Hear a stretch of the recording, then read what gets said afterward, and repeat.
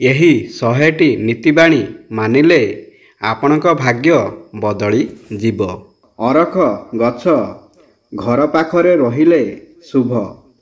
ତାକୁ ନଷ୍ଟ କରିବାକୁ ଦିଅନ୍ତୁ ନାହିଁ। ପୁରୁଷ ହୁଅନ୍ତୁ କିମ୍ବା ନାରୀ ହୁଅନ୍ତୁ, କେବେ ବି ନିଜର ବେକ ଖାଲି ରଖିବେ ନାହିଁ। ଗାଧୋଇବା ଘରେ ନଖ କିମ୍ବା ଦାଢ଼ି କାଟନ୍ତୁ ନାହିଁ। ମନି ପର୍ସରେ ଠାକୁରଙ୍କ ଫଟୋ ରଖନ୍ତୁ ନାହିଁ ଏବଂ ଚାବି ରିଙ୍ଗରେ ଠାକୁରଙ୍କ ଫଟୋ ଲଗାନ୍ତୁ ନାହିଁ। ମନ୍ଦିରରେ ଥିବା ଦେବତାଙ୍କୁ ପୂର୍ବମୁଖା ଏବଂ ଘରେ ଥିବା ଦେବତାଙ୍କୁ ପଶ୍ଚିମମୁଖା କରି ସ୍ଥାପନା କରିବା ଉଚିତ। ଘରେ ବୁଢ଼ିଆଣୀ ବସା ହେବାକୁ ଦିଅନ୍ତୁ ନାହିଁ। ଟଙ୍କା ଗଣିବା ବେଳେ ବାହାର ପଟୁ ନିଜ ଆଡ଼କୁ ଗଣନ୍ତୁ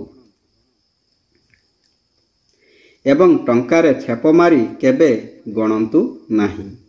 ରାତିରେ ମୁଣ୍ଡ କୁଣ୍ଡାନ୍ତୁ ନାହିଁ ଏବଂ ଦାନ୍ତରେ ନଖ ଛିଡ଼ାନ୍ତୁ ନାହିଁ। ମାଛ ଖାଇବା ପରେ କ୍ଷୀର ପିଇବା ଉଚିତ ନୁହେଁ। କ୍ଷୀର ଉତୁରିଲେ ଶୁଭ ହୋଇଥାଏ, କିନ୍ତୁ କ୍ଷୀର ଉତୁରିକି ତଳେ ପଡ଼ିଗଲେ ତାହା ଅଶୁଭ ହୋଇଥାଏ। ଲିମ୍ବ ଗଛ କେବେ ହାଣନ୍ତୁ ନାହିଁ। ଲିମ୍ବ କାଠ କେବେ ଜାଳନ୍ତୁ ନାହିଁ। କାଚ ପାତ୍ରରେ ଲୁଣ ରଖିଲେ ଶୁଭ ଫଳ ମିଳିଥାଏ।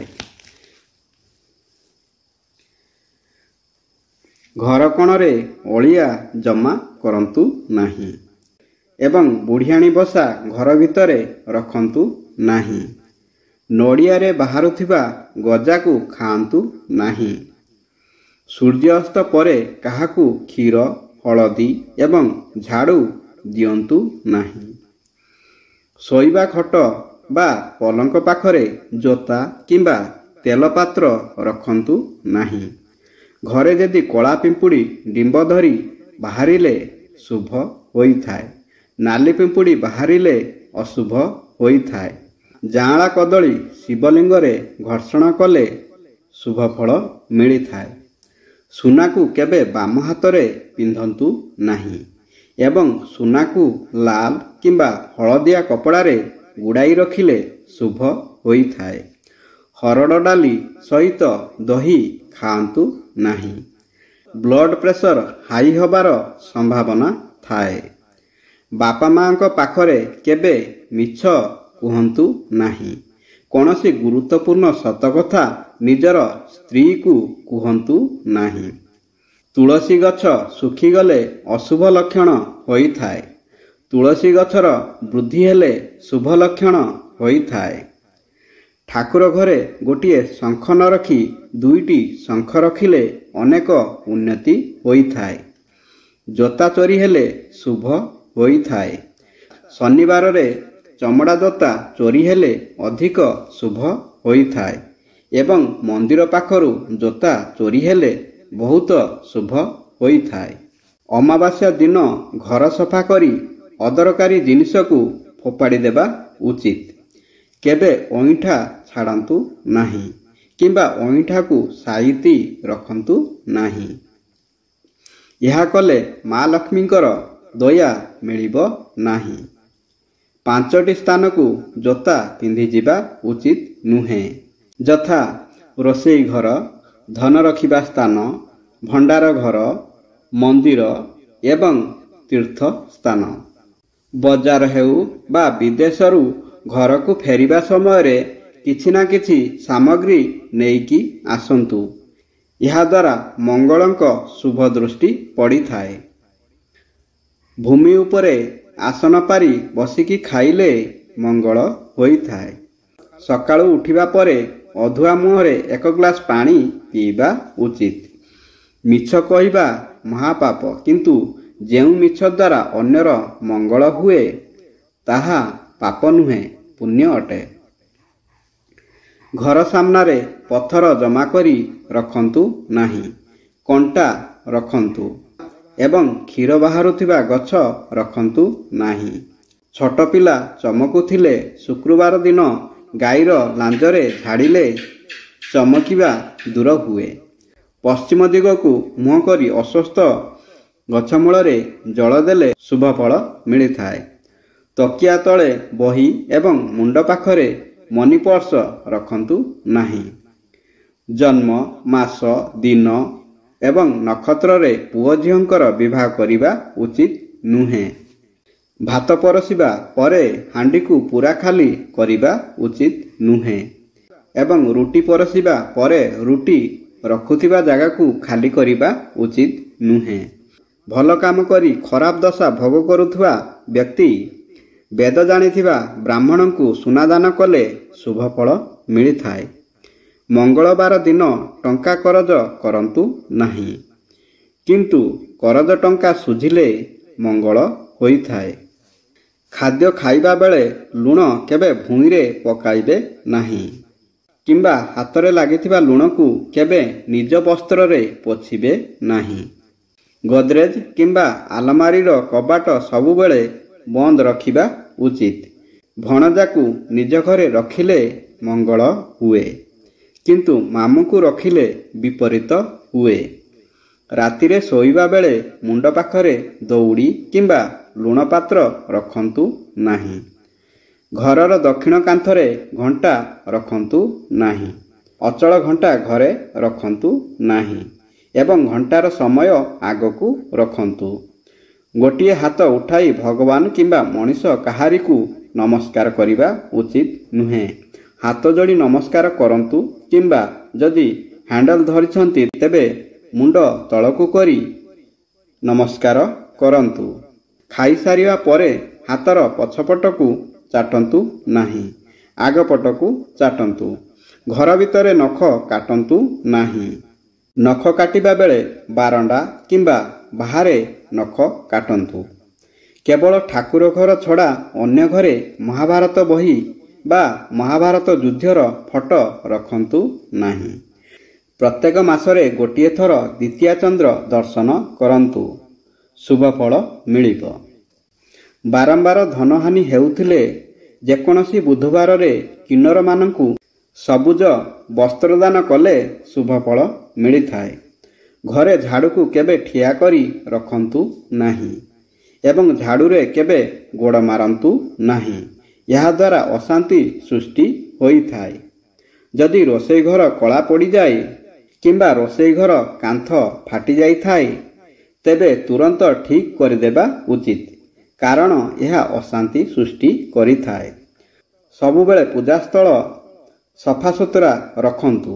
ଏହା କରିବା ଦ୍ୱାରା ଘରେ ଶାନ୍ତି ଏବଂ ସମୃଦ୍ଧି ବୃଦ୍ଧି ହୋଇଥାଏ। ଘରେ କେବେ ଠାକୁର କରାଯାଇଥିବା ଫୁଲ ରଖନ୍ତୁ ନାହିଁ। ଏହାକୁ ନଦୀ ଜଳରେ ପ୍ରବାହିତ କରିବା ଉଚିତ। ଏହାଦ୍ୱାରା ମଙ୍ଗଳ ହୋଇଥାଏ। ପ୍ରତ୍ୟେକ ଦିନ ସକାଳୁ ସୂର୍ଯ୍ୟଙ୍କୁ ଜଳଦାନ କଲେ ଏବଂ ଓଁ ଆଦିତ୍ୟ ନମଃ ଏହି ମନ୍ତ୍ର 9 ଥର ଜପ କରିବା ଦ୍ୱାରା ସୁଖ ଶାନ୍ତି ପ୍ରାପ୍ତ ହୋଇଥାଏ। ଘରେ କେବେ ବି ଧୂପଦୀପ ଆରତି ମୁହଁରେ ଲଗାଇବା ଉଚିତ ନୁହେଁ, ଏହା ଅଶୁଭ ହୋଇଥାଏ। ଘରେ ଶୋଇବା ବେଳେ ପୂର୍ବ ଦିଗକୁ ମୁଣ୍ଡ କରି ଶୋଇବା ଉଚିତ। ଏହା କଲେ ଆଧ୍ୟାତ୍ମିକତା ବୃଦ୍ଧି ହୋଇଥାଏ ଏବଂ ମନରେ ଶାନ୍ତି ପ୍ରାପ୍ତ ହୋଇଥାଏ। ଘରେ କେବେ ବି ଦକ୍ଷିଣକୁ ଗୋଡ଼ ରଖି ଶୋଇବା ଉଚିତ ନୁହେଁ। ଏହାଦ୍ୱାରା ଅଶାନ୍ତି ଏବଂ ଖରାପ ସ୍ୱପ୍ନ ଆସିଥାଏ। ସତ୍ୟ ଗାଇଡର ଚ୍ୟାନେଲକୁ ସବସ୍କ୍ରାଇବ୍ କରିଦିଅନ୍ତୁ, ଯାହାଦ୍ୱାରା ଆଗକୁ ଏହିଭଳି ଭିଡ଼ିଓ ଆପଣ ଦେଖିବାକୁ ପାଇବେ। ଘରେ କବାଟ ଖୋଲିଲା ବେଳେ କିମ୍ବା ବନ୍ଦ କଲା ବେଳେ ଯେପରି କର୍କଶ ଶବ୍ଦ ନ ହେବା ଉଚିତ, ସେଥିପ୍ରତି ଧ୍ୟାନ ଦେବେ, କାରଣ ଏହାଦ୍ୱାରା ଅଶାନ୍ତି ସୃଷ୍ଟି ହୋଇଥାଏ। ଘରେ କେବେ ବି ଶୁଖିଯାଇଥିବା ଗଛ ରଖିବା ଉଚିତ ନୁହେଁ ଏବଂ ଲଗାଯାଇଥିବା ଗଛରେ ପ୍ରତିଦିନ ପାଣି ଦେବା ଉଚିତ। ପୁରୁଷ ଏବଂ ନାରୀ ଏହି କଥାକୁ ସବୁବେଳେ ମନେ ରଖନ୍ତୁ। ସକାଳୁ ଉଠିଲା ପରେ ଯଦି ପ୍ରଥମେ ନିଜର ଦୁଇ ହାତ ପାପୁଲିକୁ ଦେଖନ୍ତି ତେବେ ଶୁଭ ଏବଂ ମଙ୍ଗଳକାରୀ ହୋଇଥାଏ। ଯଦି କୌଣସି କାର୍ଯ୍ୟରେ ଯିବା ସମୟରେ ରାସ୍ତାରେ କିନ୍ନର ଦେଖନ୍ତି ତେବେ ଶୁଭ ହୋଇଥାଏ ଏବଂ କାର୍ଯ୍ୟ ସଫଳ ହେବାର ସଂକେତ ମିଳିଥାଏ। ଯଦି ଶୋଇକି ଉଠିଲା ପରେ ନେଉଳ ଦେଖନ୍ତି ତେବେ ଶୁଭ ହୋଇଥାଏ ଏବଂ ଅଚାନକ ଧନପ୍ରାପ୍ତିର ସଂକେତ ଦେଇଥାଏ। ଯଦି କାର୍ଯ୍ୟରେ ଯିବା ସମୟରେ ରାସ୍ତାରେ ସଫେଇ କର୍ମୀ କାର୍ଯ୍ୟ କରୁଥିବାର ଦେଖନ୍ତି ତେବେ କାର୍ଯ୍ୟ ସଫଳ ହେବାର ସଂକେତ ମିଳିଥାଏ। ଯଦି ଲଗାତାର 2ରୁ 3 ଦିନ ଚିଲ ଦେଖିବାକୁ ପାଆନ୍ତି କିମ୍ବା କୌଣସି କାର୍ଯ୍ୟରେ ଯିବା ସମୟରେ ଉଡୁଥିବା ପକ୍ଷୀ ଦେଖନ୍ତି ତେବେ ଶୁଭ ସଂକେତ ମିଳିଥାଏ। ଯଦି କୌଣସି ଦିନ କୋଇଲି ଘର ଆଡ଼କୁ ମୁହଁ କରି ରାବ ଦିଏ ତେବେ ଶୁଭ ହୋଇଥାଏ ଏବଂ ଧନ ଲାଭ ହେବାର ସଂକେତ ପ୍ରଦାନ କରିଥାଏ। ଘରେ ଯଦି ଚୁଚୁନ୍ଦ୍ରା ବାରମ୍ବାର ପ୍ରବେଶ କରେ ତେବେ ଶୁଭ ହୋଇଥାଏ ଏବଂ ନାଲି ପିମ୍ପୁଡ଼ି ମୁହଁରେ କିଛି ଦ୍ରବ୍ୟ ଧରି ଘରେ ଦେଖାଯାଆନ୍ତି ତେବେ ଶୁଭ ଫଳ ପ୍ରାପ୍ତ ହେବାର ସଂକେତ ମିଳିଥାଏ। କୌଣସି କାର୍ଯ୍ୟରେ ଯିବା ସମୟରେ ଯଦି ବୁଢ଼ିଆଣୀ ଜାଲ ବୁଣୁଥିବାର ଦେଖନ୍ତି ତେବେ ଶୁଭ ହୋଇଥାଏ ଏବଂ କାର୍ଯ୍ୟ ସଫଳ ହେବାର ସଂକେତ ମିଳିଥାଏ। ଯଦି କୌଣସି ଦିନ ମାଙ୍କଡ଼ ଆମ୍ବ ଖାଇ ଟାକୁଆ ଘରେ ପକେଇଥାଏ ତେବେ ଶୁଭ ହୋଇଥାଏ ଏବଂ ବ୍ୟବସାୟରେ ବୃଦ୍ଧି ହେବାର ସଂକେତ ହୋଇଥାଏ। ଯଦି ଘରେ କୌଣସି ପକ୍ଷୀ କିଛି ଜିନିଷ ଆଣି ପକାଇଦିଏ ତେବେ ଶୁଭ ହୋଇଥାଏ ଏବଂ ଅଚାନକ ଧନ ପ୍ରାପ୍ତିର ସଂକେତ ଦେଇଥାଏ। ସକାଳ ସମୟରେ କୌଣସି ଜାଗାରେ ଯଦି ନିଆଁ ଦେଖନ୍ତି କିମ୍ବା ହୋମଯଜ୍ଞ ହେଉଥିବାର ଦେଖନ୍ତି ତେବେ ଶୁଭ ହୋଇଥାଏ ଏବଂ ଦିନଟି ମଙ୍ଗଳକାରୀ ମଧ୍ୟ ହୋଇଥାଏ। ଘରର ଦକ୍ଷିଣ ପୂର୍ବ କୋଣକୁ ସବୁବେଳେ କମଳା ରଙ୍ଗ କିମ୍ବା ଗୋଲାପୀ ରଙ୍ଗ କରିବା ଉଚିତ। ଏହାଦ୍ୱାରା ବ୍ୟର୍ଥ ଖର୍ଚ୍ଚ କମ୍ ହୁଏ। ଘରେ ସବୁବେଳେ ସୁଖ ଶାନ୍ତି ବାତାବରଣରେ ରହିବାକୁ ହେଲେ ମୁଖ୍ୟ ଦ୍ୱାରର ଡାହାଣ ପାଖରେ ସ୍ୱସ୍ତିକ ଚିହ୍ନ ଆଙ୍କିବା ଉଚିତ। ଘର ଭିତରେ ପୂଜା କରୁଥିବା ସ୍ଥାନରେ କିମ୍ବା ଠାକୁର ଘରେ ସବୁବେଳେ ପାଣି ଭର୍ତ୍ତି କରି କଳସୀଟିଏ ରଖିବା ଉଚିତ। କେବଳ ଠାକୁର ଘର ଛଡ଼ା ଅନ୍ୟ ଘରେ ମହାଭାରତ ବହି ମହାଭାରତ ଯୁଦ୍ଧର ଫଟୋ ରଖନ୍ତୁ ନାହିଁ। ପ୍ରତ୍ୟେକ ମାସରେ ଗୋଟିଏ ଥର ଦ୍ୱିତୀୟା ଚନ୍ଦ୍ର ଦର୍ଶନ କରନ୍ତୁ। ଏହାଦ୍ୱାରା ଶୁଭ ଫଳ ମିଳିବ। ବାରମ୍ବାର ଧନହାନି ହେଉଥିଲେ ଯେକୌଣସି ବୁଧବାରରେ କିନ୍ନରମାନଙ୍କୁ ସବୁଜ ବସ୍ତ୍ରଦାନ କଲେ ଶୁଭ ଫଳ ମିଳିଥାଏ। ଦୁଆର ମୁହଁରେ ବସାଯାଇଥିବା କଳସ ତମ୍ବା କିମ୍ବା ପିତ୍ତଳର ନ ହୋଇ ଯଦି ମାଟି କଳସ ହୋଇଥାଏ ତାହେଲେ ଶୁଭ ଫଳ ହୋଇଥାଏ। ଏପରି ସ୍ଥାନରେ ବସନ୍ତୁ ଯେଉଁଠାରେ କେହି ଉଠିବାକୁ କହିବେ ନାହିଁ। ଏପରି କଥା କୁହନ୍ତୁ କେହି ମିଛୁଆ ବୋଲି କହିବେ ନାହିଁ। ପ୍ରତିଦିନ ସକାଳେ 2ଟି ଲିମ୍ବପତ୍ର ଖାଇଲେ ଅନେକ ଉପକାର ମିଳେ। ରାତିରେ ପିତା ଦହି ଶାଗ ଖାଇବେ ନାହିଁ ଏବଂ ପଇଡ଼ ପାଣି ପିଇବେ ନାହିଁ। ଏହା ସ୍ୱାସ୍ଥ୍ୟ ପାଇଁ ଖରାପ। ସ୍ୱାମୀ ସ୍ତ୍ରୀ ମଧ୍ୟରେ ମନମାଳିନ୍ୟ ଦୂର କରିବା ପାଇଁ 2ଟି ମୟୂର ପୁଚ୍ଛକୁ ବିବାହ ଫଟୋ ସହିତ ଏକାଠି ରଖିବା ଉଚିତ, ଯାହାଦ୍ୱାରା ମନମାଳିନ୍ୟ ଦୂର ହୋଇଥାଏ। ସନ୍ଧ୍ୟା ସମୟରେ 2ଟି କାମ କରିବେ ନାହିଁ, ଖାଇବା ଏବଂ ଶୋଇବା। ଖରାପ ସ୍ୱପ୍ନ ଦେଖିଲେ ମନ ଦୁଃଖ ନ କରି ନିଦ ଭାଙ୍ଗିବା ପରେ ବାହାରକୁ ଆସି ଗୋଟିଏ ଘାସକୁ ମୁଣ୍ଡରେ ମାରି ଫୋପାଡ଼ି ଦିଅନ୍ତୁ। ରୁମାଲ, ଲୁହାରେ ତିଆରି ଜିନିଷ, ଧାରୁଆ ଜିନିଷ, ଜଳ ସମ୍ପର୍କିତ ଜିନିଷ କାହାରିକୁ ଉପହାର ଦିଅନ୍ତୁ ନାହିଁ। ଦୀପର ମୁହଁ ପୂର୍ବ କିମ୍ବା ଉତ୍ତରକୁ ରହିଲେ ଶୁଭ ହୋଇଥାଏ। ଦକ୍ଷିଣ ବା ପଶ୍ଚିମକୁ ରହିଲେ ଅଶୁଭ ହୋଇଥାଏ। ଯୌବନକୁ ଅଧିକ ଦିନ ରଖିବା ପାଇଁ ଗାଜର ଖାଆନ୍ତୁ। ସବୁ ପ୍ରକାର କୋଳି ଖାଆନ୍ତୁ। ଧାନ, ମୁଗ, ଗହମ, ମାଣ୍ଡିଆ, ସୋରିଷ, କଳା ରାଶିକୁ ଏକାଠି କପଡ଼ାରେ ବାନ୍ଧି ସବୁକୁ ରୁମ୍ରେ ଥୋଇଲେ ଶୁଭ ଫଳ ମିଳିଥାଏ। ବିଛାକୁ କେବେ ମାରିବେ ନାହିଁ। ଯାତ୍ରା ସମୟରେ ବିଛା ଦେଖିଲେ ଅନେକ ଶୁଭ ହୋଇଥାଏ।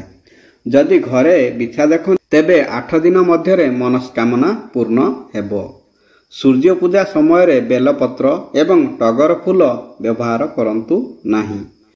ସକାଳୁ ଉଠିବା ପରେ ବିଛଣାକୁ ଅସଜଡ଼ା ରଖିଲେ ଶନି ଏବଂ ରାହୁଙ୍କର ଅଶୁଭ ଦୃଷ୍ଟି ପଡ଼ିବ। 5ଟି ଶବ୍ଦର ପ୍ରଥମ ଅକ୍ଷର ନକୁ ସତର୍କ ରହିବା ଉଚିତ। ସେଗୁଡ଼ିକ ହେଲା ନାରୀ, ନଦୀ, ନିଆଁ, ନାଗ ଏବଂ ନରେଶ। ପିଣ୍ଡଦାନ ବା ଶ୍ରାଦ୍ଧ ଦିନ କେବେ ମିଛ କହିବେ ନାହିଁ। ପିତୃପୁରୁଷ ମାନଙ୍କର ଫଟୋ ଦକ୍ଷିଣ କିମ୍ବା ପଶ୍ଚିମ ଦିଗରେ କାନ୍ଥରେ ନ ଲଗାଇ ଉତ୍ତର ଦିଗ କାନ୍ଥରେ ଲଗାନ୍ତୁ। ଉତ୍ତର ଦିଗର କାନ୍ଥରେ ଫଟୋ ଲଗାଇଲେ ତାଙ୍କ ମୁହଁଟି ଦକ୍ଷିଣ ଦିଗ ଆଡ଼କୁ ରହିବ। ଏଥିରେ ମଙ୍ଗଳ ହେବ। ପୋଡ଼ି ଯାଇଥିବା ବସ୍ତ୍ର ପିନ୍ଧିବା ଉଚିତ ନୁହେଁ। ଜାତକରେ କାଳସର୍ପ ଦୋଷ ଥିଲେ କିମ୍ବା ବିବାହ ବିଳମ୍ବ ହେଉଥିଲେ ଗାଧୋଇବା ପରେ କର୍ପୂର ରଖିଲେ ଶୁଭ ଫଳ ମିଳିଥାଏ। ଦେବ କାର୍ଯ୍ୟରେ ପୁରୁଷମାନେ ନଡ଼ିଆ ଭାଙ୍ଗିବା ଉଚିତ। ଆପଣଙ୍କ ପୁଅ କିମ୍ବା ଝିଅର ପ୍ରତ୍ୟେକ ଜନ୍ମଦିନରେ ତାକୁ ଖସା ତେଲ ଲଗାନ୍ତୁ ଏବଂ ଖସା ଲଡ଼ୁ ଖାଇବାକୁ ଦିଅନ୍ତୁ। ଏହା କରିବା ଦ୍ୱାରା ତାର ସବୁ ବିଘ୍ନ କଟିଥାଏ। ଘିଅର ଦୀପକୁ ଡାହାଣ ହାତରେ ଏବଂ ତେଲର ଦୀପକୁ ବାମ ହାତରେ ଲଗାଇଲେ ଶୁଭ ଫଳ ମିଳିଥାଏ। ଏହିଭଳି ଆହୁରି ଭିଡ଼ିଓ ପାଇବା ପାଇଁ ସତ୍ୟ ଗାଇଡର ଚ୍ୟାନେଲକୁ ସବସ୍କ୍ରାଇବ୍ କରିଦିଅନ୍ତୁ ଏବଂ ଭିଡ଼ିଓକୁ ଲାଇକ୍ କରିଦିଅନ୍ତୁ। ଗୃହର ଦକ୍ଷିଣ ବା ଡାହାଣ ପାର୍ଶ୍ୱରେ ତୁଳସୀ ଚଉରା ରଖନ୍ତୁ ଏବଂ ଯାତ୍ରା ସମୟରେ ତୁଳସୀ ମୂଳର ମାଟି ନିଜ ମଥାରେ ଲଗାନ୍ତୁ। ଧନ୍ୟବାଦ। ଜୟ ଶ୍ରୀକୃଷ୍ଣ।